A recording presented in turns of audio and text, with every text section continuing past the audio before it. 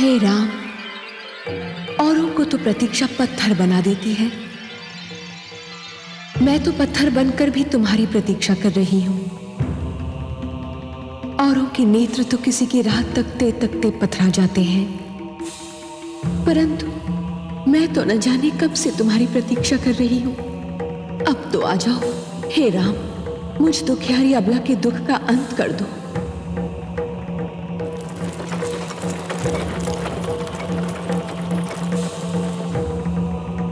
धन्य है वायु का ये झोंका जो मुझ तक तुम्हारे कमल चरणों की धूल की सुगंध लाया है। तुम आ रहे हो, तुम अवश्य आ रहे हो। मुझ दुखियारी के दिन फिरने वाले हैं। तुम मेरे कल्याण के लिए मेरे समीप आ रहे हो। हे राम, हे राम। रथ रोको सारथी।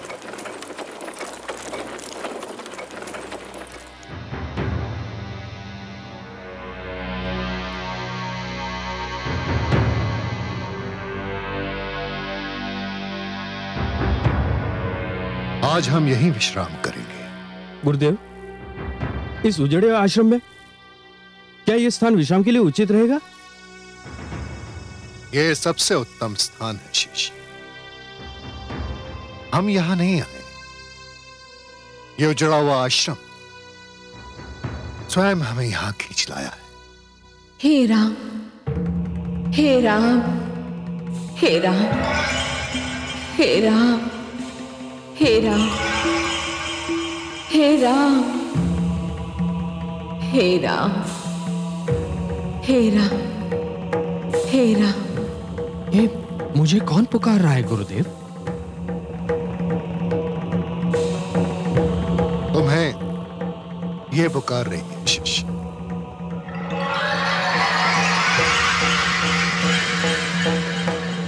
और न जाने कब से पुकार।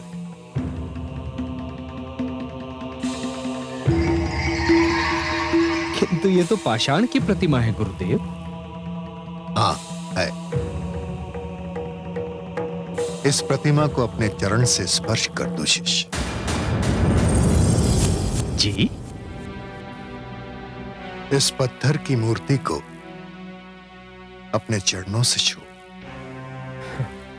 गुरुदेव, गुरु के आदेश पर प्रश्न चिन्ह लगाना ना तो शिष्य को शोभा देता है और ना ही उसका अधिकार है।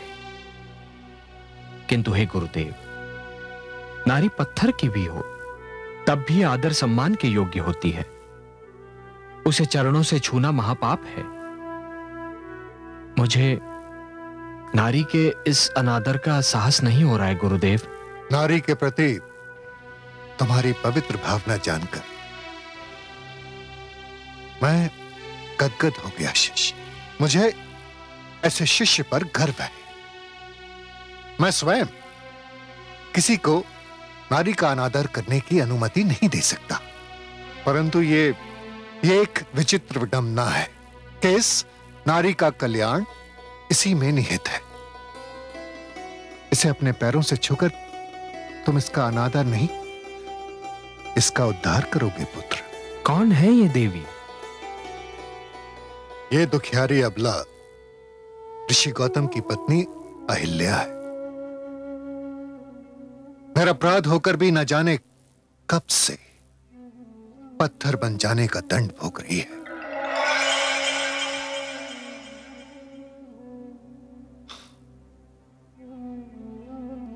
बहुत दुखद है इसकी कथा।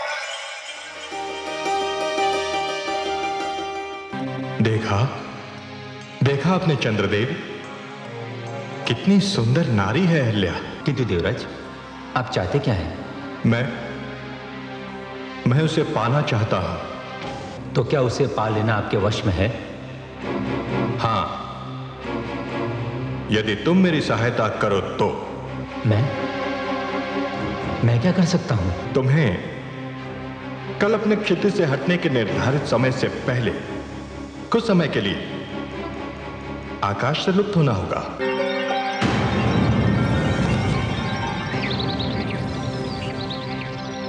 ये क्या? भोर हो गई और आज मेरी आंख नहीं खुल पाई।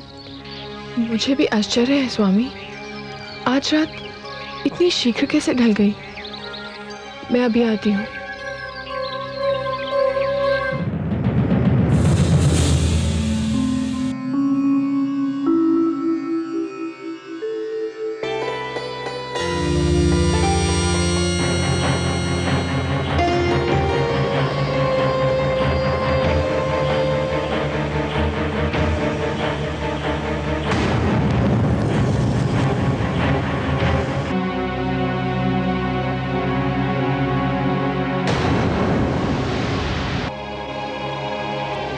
स्वामी बताइए ना, आप इतना शीघ्र क्यों लौट आए?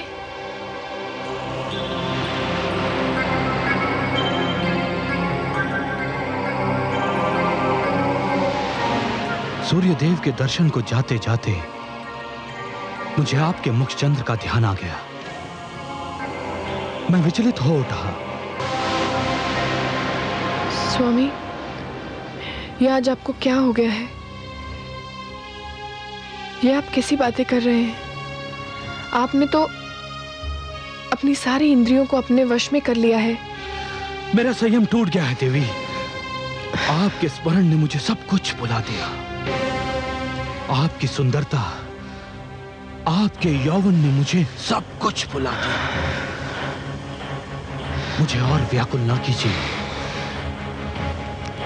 अपने अधरों की मदिरा से मेरी प्यास बुझा दीजिए।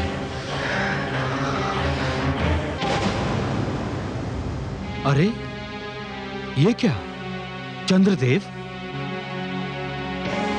परंतु ये चंद्रदेव कहां लुप्त हो गए थे? अभी तो सूर्योदय में विलंब है। मुझे आश्रम लौट जाना चाहिए।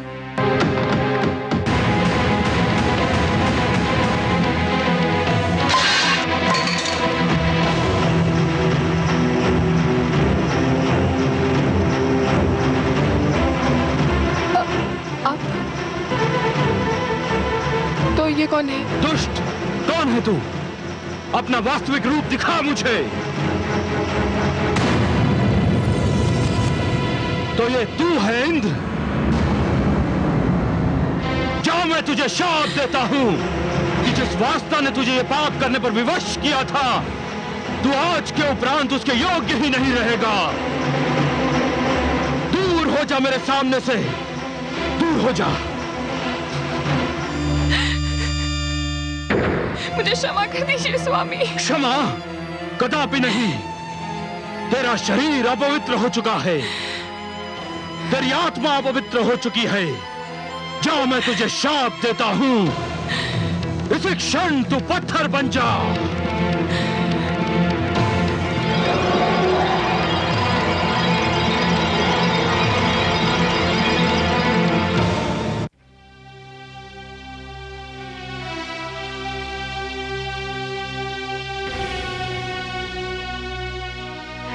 अब जब तक तुम इसे अपने चरणों से स्पर्श नहीं करोगे, ये यूं ही पाषाण की मूर्ति बनी रहेगी।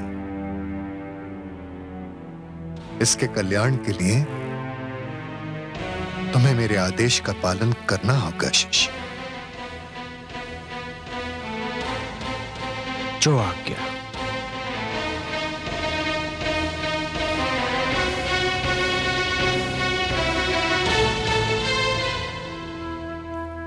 देवी, मेरे लिए नारी हर रूप में माता समान है। मैं आपको अपने चरणों से स्पर्श करने की धृष्टता करने जा रहा हूं, क्षमा कीजिएगा।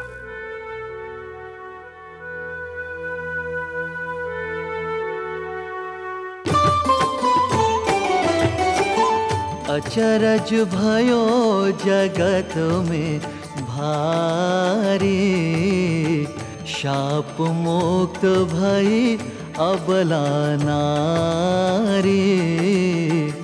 पावन चरण राम को लागा, ऋषि पत्नी पाहन तन त्यागा।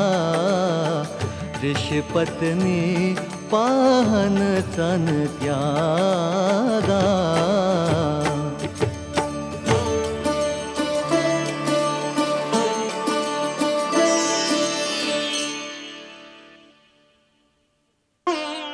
हे दुखी जनों का दुख मिटाने वाले राम, हे संकट के मारों का संकट मिटाने वाले राम, हे दुखियारों को तारने वाले राम, हे पापियों का उद्धार करने वाले राम, इस अबला को शाप से मुक्ति दिलाकर आपने जो इस पर उपकार किया है उसके लिए आपको कोटि कोटि धन्यवाद।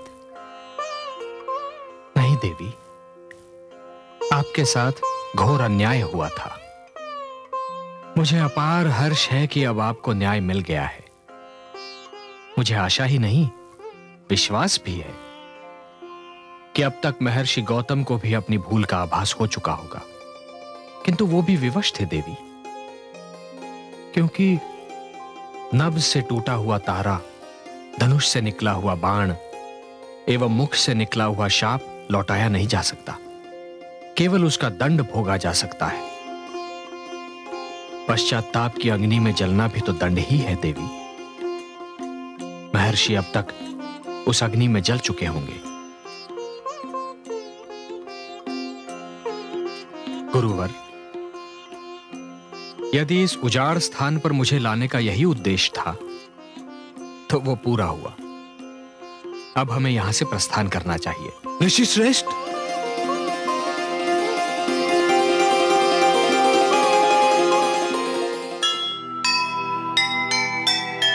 मुनि गौतम आए वहाँ, सुखद मिला परिणाम। शाप मुक्त पत्नी मिले और मिले श्री राम। कहने को तो हो गया ये विधि का संयोग, तप के बल का था मगर ये अनुचित उपयोग, ये अनुचित उपयोग।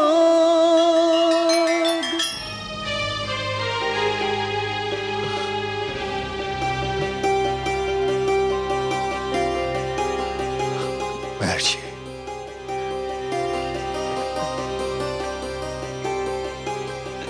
देखिए,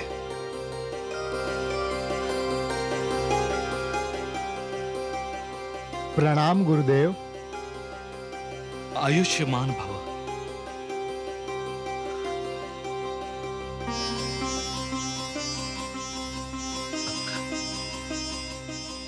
सदा विजयी भव। आपने मेरे चरण स्पर्श किए, मुझे इस बात का विश्वास हुआ कि आपने मुझे क्षमा कर दिया। मैं इस घड़ी की प्रतीक्षा में था। और मैं उस घड़ी की प्रतीक्षा में हूं महर्षि, जब आप उनसे क्षमा याचना करेंगे जो निरपराध होकर भी आपके कठोर शाप का दंड भोग रही थीं। इस देवी के साथ दो बलों का दुरुपयोग हुआ है, देव बल एवं तपोबल। साक्षात इंद्र ने देव बल का दुरुपयोग किया और आपने महर्षि तपोबल का।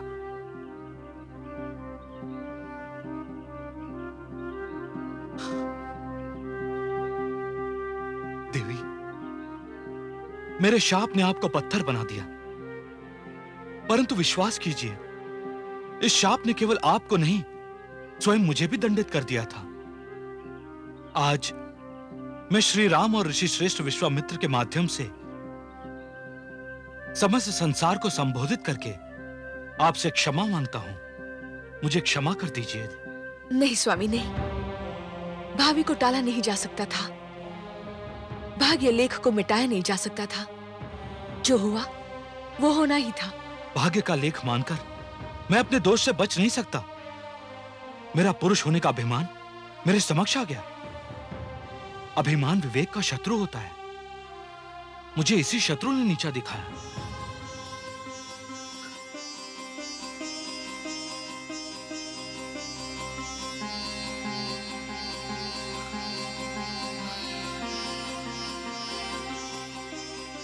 ऋषिवर, संध्या वंदन कर ले, फिर हम भोजन करेंगे। आप सबको कुछ दिन हमारे आश्रम में ही रहना होगा, यही मेरी विनती है। हम जनकपुर जा रहे हैं महर्षि, और हमें वहां शीघ्र पहुंचना है। ऋषिवर, वहां तो हमारा पुत्र शतानंद कुलगुरु है। उसी ने राजकुमारी सीता को शिक्षा भी दी है। वहां जाएं तो हमारे पुत्र से अवश्य मिलें और उसे मेरे शाप के अंत का समाचार अवश्य दें। अवश्य देवी। यशस्वी भव।